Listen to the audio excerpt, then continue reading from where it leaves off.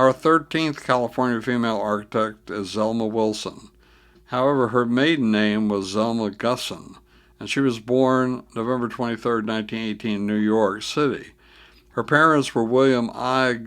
Gusson, born about 1888, and Rose C. Gusson, born about 1891, and both parents came to the United States from Russia in 1905. Zelma had just one sibling, a 3-year-old sister, Sylvia Gusson, born about 1915. In the 1930 federal census, the Gusson family still lived in New York City, though by about 1933 her mom, Sylvia, and Zelma had moved to Santa Paula, California, and Zelma's mom had married Ed Krause. Santa Paula is about 66 miles northwest of Los Angeles. Zelma's mom owned a fabric store in the little town, and both parents ran it. Zelma attended Santa Paula Union High School and was a member of the tennis team. Even though she became a good enough player to compete in the Ohio tennis tournament, her life's goal was to eventually become an architect. After high school, Zelma left Santa Paula in order to study art at UC Berkeley, about 366 miles northwest of Santa Paula. Yet she planned to pursue the study of architecture at the University of Southern California, USC, about 68 miles southeast of Santa Paula.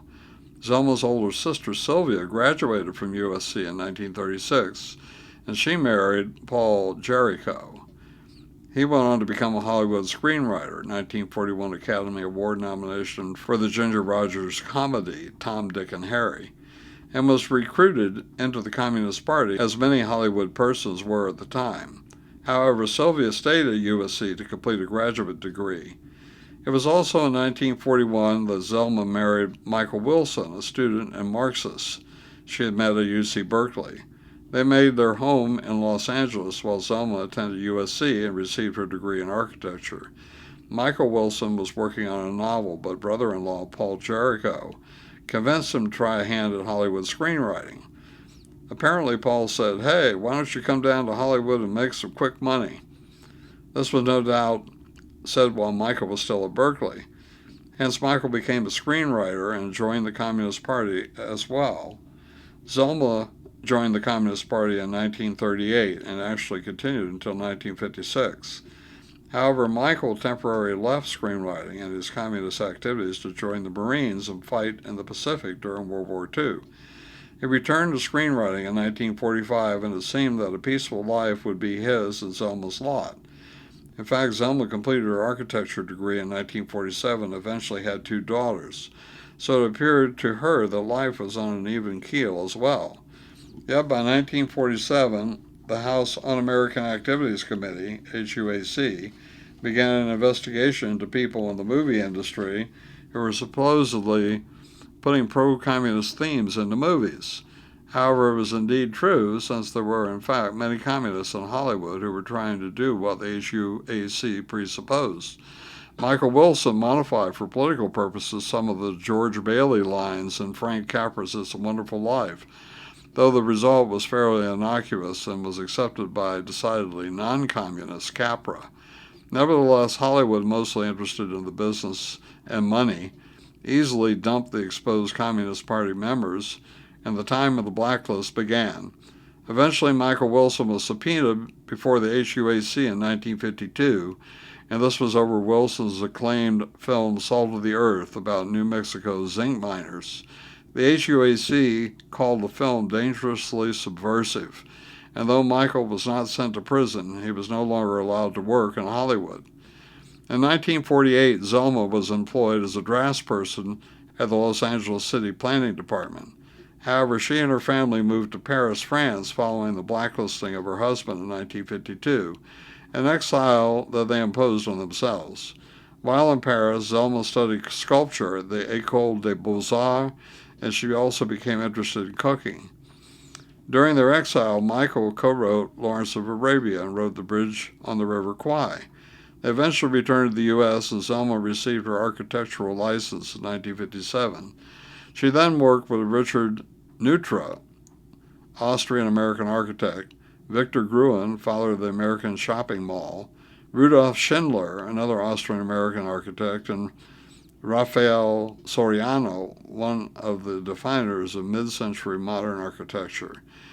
The Wilsons moved to Ojai, about 83 miles northwest of Los Angeles, in 1964, and Zelma opened an architectural practice, Zelma Wilson and Associates.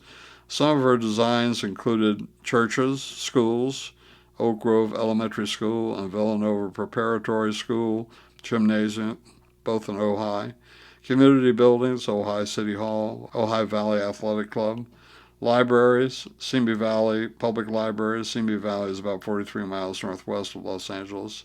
Banks, Iwata Garden Center, Ojai, shopping center, private residences, education center buildings at Meditation Mount in Ojai, a bridge on Creek Road. One of the churches was the St. Andrew's Episcopal Church in Ojai, and 4 photos now follow.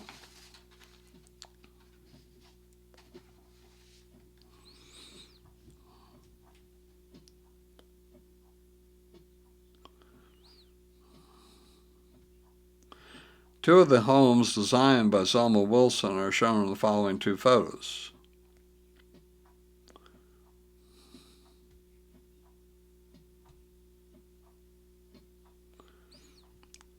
Zelma Wilson's designs won several awards, and she became a member of many civic and architectural boards and commissions.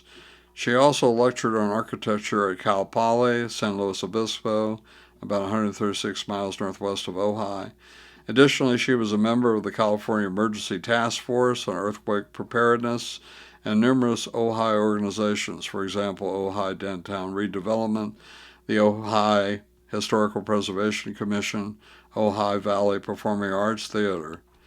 In 1994, she was given the Lifetime Achievement in the Arts Award by the city of Ojai, yet she battled with emphysema during the last part of her life.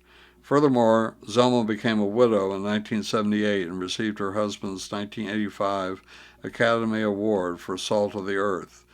Zelma died May 10, 1996, just a few days before she was to be a guest of honor at the Ojai Film Society.